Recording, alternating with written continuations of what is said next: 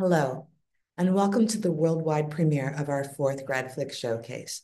My name is Catherine Mabry, and I'm a member of the GradFlix organizing team in the School of Graduate Studies.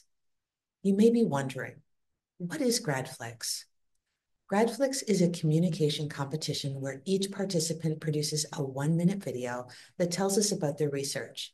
It could be an overview of their work. It could be the impact of their research. It could even be a video about their research methods. Whatever focus a participant chooses, the goal is to communicate that message in a way that leaves us with a good understanding of the story and an ability to explain that story to someone else. Sort of a GradFlix version of the kids' game telephone. GradFlix also provides an opportunity for participants to get creative. Stop action, live action, animation, finger puppets. There are so many ways to share research stories that will make our audiences listen and think about what we are accomplishing at McMaster. Technical skill is also needed in crafting research stories, so many GradFlixers are adding new skills to their professional toolbox. And at the end of GradFlix, every submission is an interesting piece to be added to portfolios. Today, 11 competitors are moving forward from the preliminary round to compete for prizes and bragging rights. Although we are coming to you virtually, this show is produced on our beautiful campus in Hamilton, Ontario. It's important to recognize that as students, staff, and faculty at McMaster, we meet, learn, and work on the traditional territories of the Mississauga and Haudenosaunee nations and within the lands protected by the Dish with One Spoon Wampum, an agreement to peaceably share and care for the resources surrounding the Great Lakes. Now I would like to introduce our Vice Provost and Dean of Graduate Studies, Dr. Steve Ranilovich, to say a few words.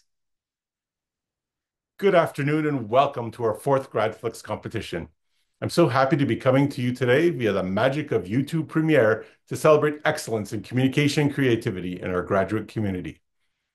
As I began my faculty career, I understood that as a teacher, I would need to have strong communication skills to teach a room of very keen and engaged students. So I worked hard towards becoming a good communicator, both in the lecture hall and in the lab. As a researcher, I would need to broaden my communication skills if I wanted to share information beyond my classroom.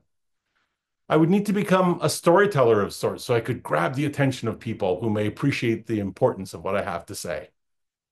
To be honest, I found there is no magic formula to becoming a good communicator, but there are many things we can do to enhance our own skills.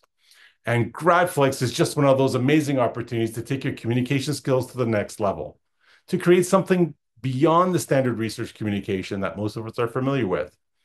Visually engaging, creatively scripted, and delivered in an accessible format. All of this means that GradFlix participants have the chance to share their research story with a much broader audience. This is a very interesting and compelling way for graduate students to tell the world about their research. Again, this year, our GradFlix team organized a variety of workshops and sessions aimed at helping students hone their communication and technical skills. And I'm glad so many took part in these sessions because the skills will benefit them well beyond their time as graduate students here at McMaster. Now it's time to pass the screen back to Catherine. So please sit back and enjoy the show.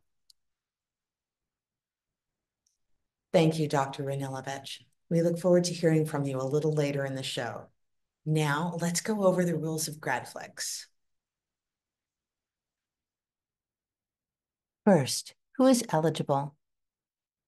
GradFlix is open to grad students registered in a PhD or an MRP or thesis-based master's program. Next, what are the parameters around making a GradFlix? Each video must focus on the participant's current grad research and must be no longer than 60 seconds. Each submission must be their original work. This means that AI can be used in only very limited ways, such as in static images appearing in the video. Only one submission allowed per competitor. All content sources must be cited at the end of the video. You may notice that some videos are longer than 60 seconds, but this is because the citations are not included in that time limit. And as always, the decision of the judges is final. Finally, how is GradFlix judged? Adjudication is broken down into 3 key areas. Communication is weighted at 50%. Essentially, this is the ability to explain complex ideas in an accessible way and to a broad audience. Creativity is weighted at 30%. And finally, the technical quality is weighted at 20%. This includes quality of sound and images, depth of technical skills used, citations at end of film, and inclusion of an accurate transcript. Now to our judges. Our preliminary round judges had a very difficult job to narrow down the field of submissions. Thank you to our 5 communications professionals from across the university who gave their time to review and determine today's finalists. Greg Iruso is the Manager of Communications and Culture in the Office of the Associate Vice President and Chief Technology Officer at UTS. Jeannie Ann is a Research Services Librarian in the DeGroote School of Business. Lori Dillon is a Senior Advisor, Research Portfolio in the Office of the Vice President, Research. Steve Sears is Manager of Strategic Communications and Marketing in the McPherson Institute. Tina Depko is Manager of Communications for the McMaster University Library. For our final showcase today, we would like to thank our judges from McMaster and the broader Hamilton community. Annette Hom is co-host of CHCH Morning Live and involved with many Hamilton community organizations, including Theater Aquarius and Gritlit. Fernando Carnero is Associate Director of Communications and Marketing in the Office of the Provost. Jacqueline Hampshire is the Director of Marketing, Communications, and Community Engagement in McMaster Student Affairs. Sukhvinder Obi is an Associate Vice President of Research, Society, and Impact in the Office of the Vice President Research and a professor in psychology, neuroscience, and behavior. And finally, Wade Hemsworth is Manager of Media Relations at McMaster.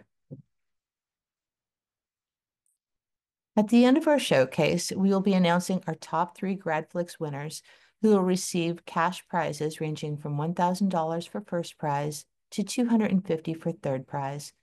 As well, these winners will receive Dean's Award for Excellence in Communicating Graduate Research at next week's Grad Awards reception. Additionally, this year we have the Participants' Choice Award. Each participant in this year's competition was given the opportunity to vote for their favorite GradFlix. That winner will be announced at next week's reception and will receive a $250 prize. Now it's time to begin our GradFlix final showcase.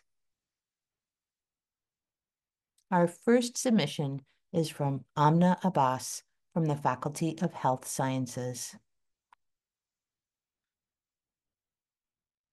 Think about pneumonia, food poisoning, or UTIs. What do they all have in common? All these infections and many more are caused by bacteria. To treat bacterial infections, we use medicines called antibiotics that stop bacteria from growing and spreading. Now imagine a world in which antibiotics no longer work and these common infections become deadly. Sadly, this is a reality we're facing with antimicrobial resistance. Bacteria are constantly evolving to survive, finding new ways to block antibiotics, leading to millions of deaths in hospitals each year. My name is Amna, and I'm a PhD student investigating how bacteria outsmart antibiotics. Or in other words, how bacteria become resistant. First, I identify the resistant bacteria by exposing them to the antibiotic. Then I use advanced tools to analyze how the bacteria have changed the antibiotic's chemical structure to make it stop working. By studying bacterial resistance, my goal is to help protect antibiotics, ensuring they remain life-saving tools for future generations. Next, we have Rana Ozcan from the Faculty of Engineering. Meet our immune system's natural killer cell, always on high alert. Upon detecting a cancer cell, she unleashes powerful weapons to break down the threat and keep our inner world safe. In many immunotherapy studies for cancer treatment, both cell types are mixed together to test NK cells' killing efficiency. But it is hard to tell which NK cell is a true hero that takes down multiple targets. And that's where my work comes in. Hi, I am Rana. I use microfluidic chips to capture cells inside tiny droplets. In the chip, Cells pass through channels where the oil breaks the flow and forms uniform droplets, each acting like a mini test tube that gives every NK cell its own space to perform. Here, we can pinpoint the NK cells that defeat foes one after the other. These cells then can be further analyzed to develop more effective cancer treatments. Now let's turn our tiny droplets into cancer's nightmare.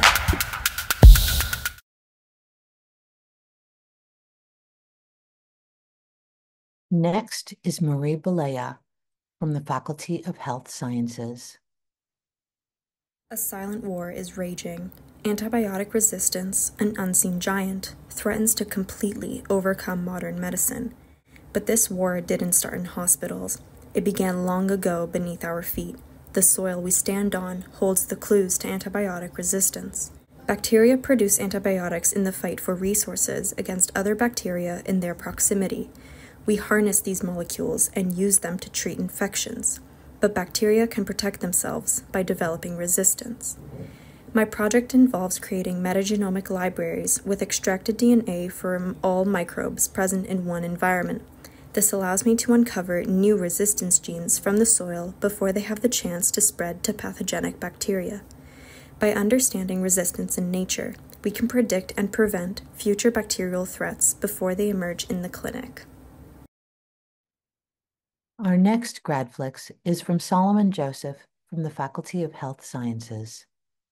The number of patients with sepsis, a life-threatening condition, is dangerously high, affecting nearly 20 million people per year. Here's one instance. A cancer patient's treatment weakens their immune system, which can lead to sepsis. But why? A simple infection spreads through the body like how a wildfire grows out of control. My name is Solomon Joseph, and I'll explain how patients recover after surviving sepsis.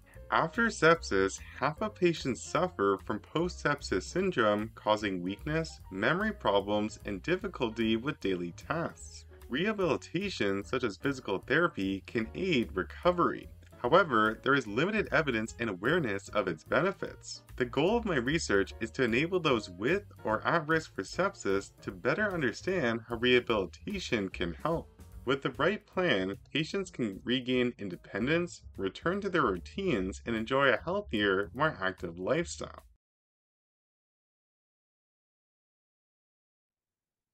Next, we have Akam Sandhu from the Faculty of Health Sciences. For those who struggle to breathe, imagine your airways are like the 4-3. Your airway mucus are the cars. When you have asthma, the 4-3 gets congested. Cars slow down, they start to stick. Traffic builds up heavy, thick. In healthy airways, mucus can be imagined like a foam ball. Tiny hair-like structures called cilia move back and forth, sweeping it out of the airways. However, in asthma, mucus becomes thicker and stickier like a clay ball. The cilia are weak and slow, unable to push, unable to go. Mucus starts piling up and blocks your airways. Don't panic. We're testing the Aerobica device in an asthma clinical trial. You inhale deep, then exhale slow. Vibrations break the mucus and help it flow. Asthma affects millions of Canadians. With Aerobica, we hope to improve mucus clearance and their quality of life, because breathing freely should never be a struggle. Next is Urja Dorkar from the Faculty of Engineering. Traffic jams, we've all been there, stuck, waiting, frustrated. But what if I told you traffic doesn't have to be this way? Today's autonomous vehicle can sense obstacles and react, but they still don't fully understand traffic. Most congestions isn't caused by accident, it just appears. This happens because humans react unpredictably, wasting energy, time, and fuel. But what if our car could predict the traffic ahead? That's exactly what my research focuses on, using machine learning to predict how traffic will change before it happens. By analyzing surrounding cars, road, and traffic flow, my ML model predicts the future speed of the car for the next 10 seconds, helping autonomous vehicles to make better driving decisions. This means less braking, fewer traffic jams, and smoother, safer roads. And there's more. These predictions also help electric vehicles manage their battery better, balancing power between driving and climate control to maximize efficiency. Because the future of driving isn't just about getting there, it's about getting there smarter, cleaner, and without wasted energy.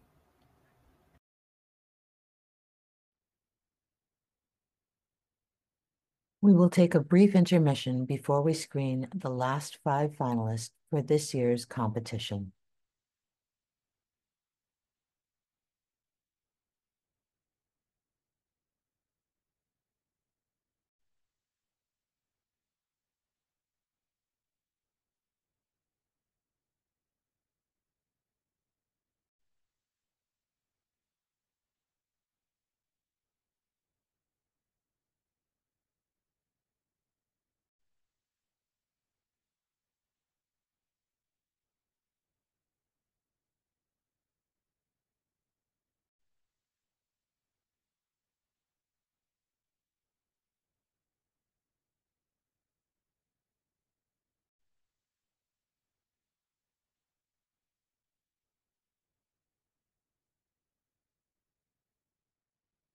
Now it's time to screen the final 5 submissions for the 2025 GradFlix Final Showcase. Let's begin with Sudeshna Dar from the Faculty of Health Sciences. Vaccines save lives, but in many communities, logistical barriers like cold storage and trained staff who can use needles and syringes cause vaccines to arrive too late. And in a pandemic, every second counts. Hi, I'm Sudeshna, and I study how vaccines shape immune responses. Traditional shots train immune cells to fight pathogens deep inside the body. But what if we could stop invaders before they get in? Meet oral thin films, OTFs. With the Larche and Adrenov labs, I study these small, temperature-stable polymer strips that dissolve in the mouth like a breath mint to deliver vaccines. No needles required. Mucosal vaccines like OTFs train immune cells as gatekeepers at entry points, blocking infections before they start. I test OTF vaccines in mouse models to track how well they train immunity in tissues at entry points and in the core. Our goal? Make vaccines accessible for all. Let's dissolve barriers and build a healthier world.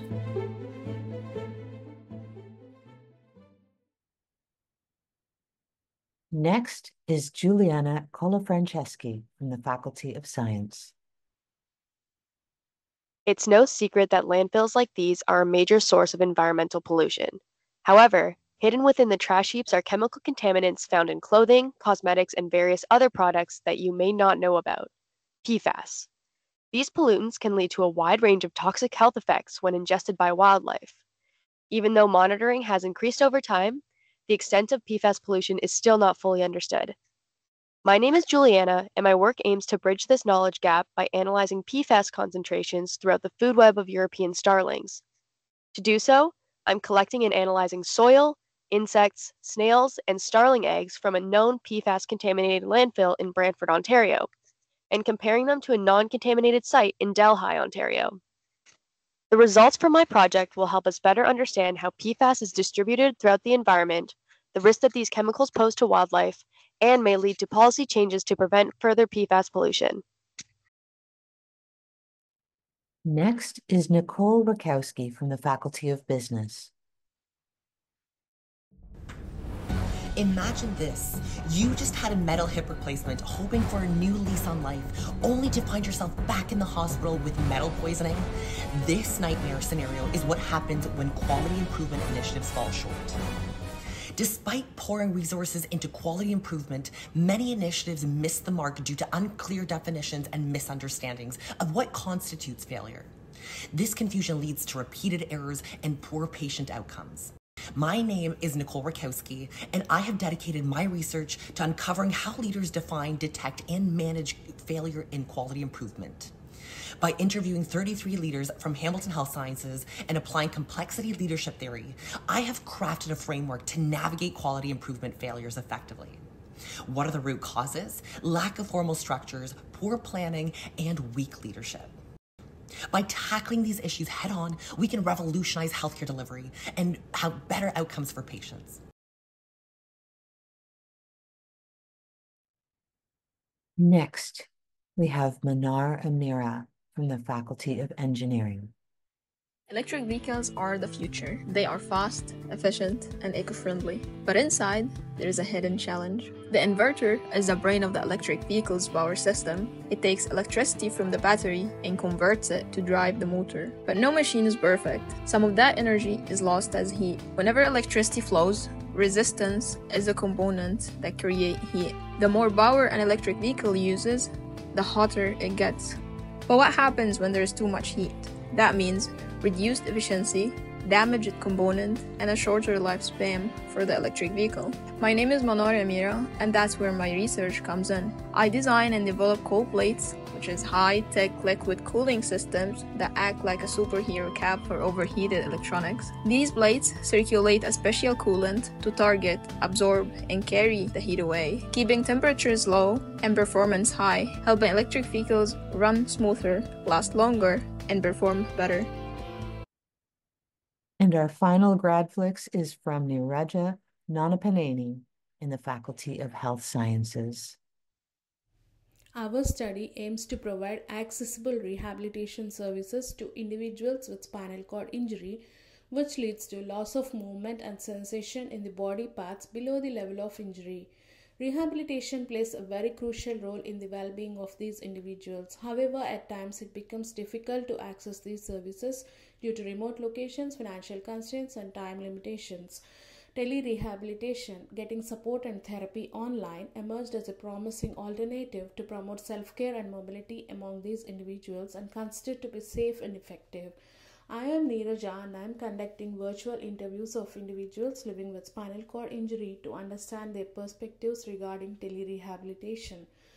The findings of this study will inform stakeholders to establish a meaningful and effective telerehab clinic tailored to the needs of individuals with spinal cord injury, thus making rehab services accessible to everyone from their place of comfort.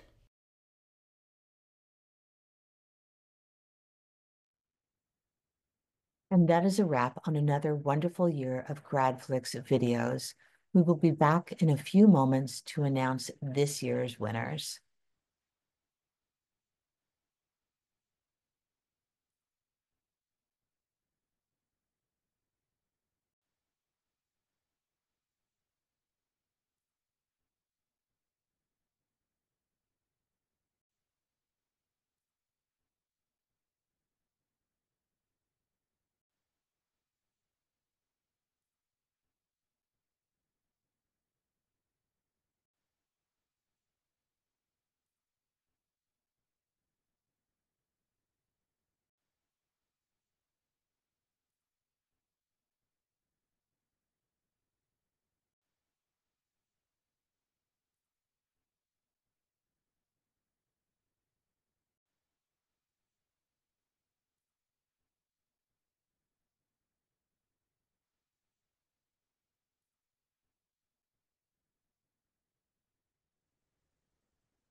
Before I hand the mic back to our dean, I wanted to thank this year's GradFlix participants for joining this interesting competition.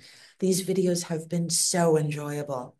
Communication is such an important tool, whether you plan a career in academia or beyond. We encourage you to take part in programs like GradFlix that provide additional learning opportunities and a space to practice your new skills. Please watch your email for workshops and sessions aimed at helping you achieve success in graduate school and beyond. Now, please welcome back Dr. Ranilovich to announce our 2025 GradFlix winners. Wow. Not only are our graduate researchers doing amazing work at McMaster, they are knocking it out of the park when it comes to telling the story of their research. I'm really impressed by these GradFlix finalists. As Catherine said, this competition is much more than research.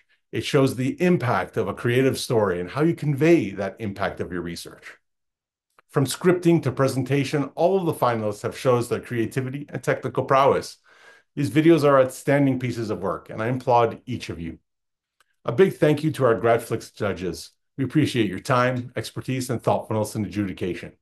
Getting to this point where we have 3 winners out of such a strong field of contenders, well, it could not have been easy. I'd also like to thank those communication technical experts from all across McMaster who generously lent of their time and knowledge to support our GradFlix competitors. Your advice to the participants has made a distinct impact. And finally, a thank you to our GradFlix organizing team and our very own School of Graduate Studies. Now, the announcement we have all been waiting for. Third place in our GradFlix 2025 competition goes to Juliana Colafranceschi from the Faculty of Science. Second place goes to Amna Abbas from the Faculty of Health Sciences. And the 2025 GradFlix crown goes to Sudeshna Dar from the Faculty of Health Sciences. Congratulations to Sudeshna, Amna, and Juliana. And thank you to all students who participated in this year's GradFlix. We hope to see you back next year.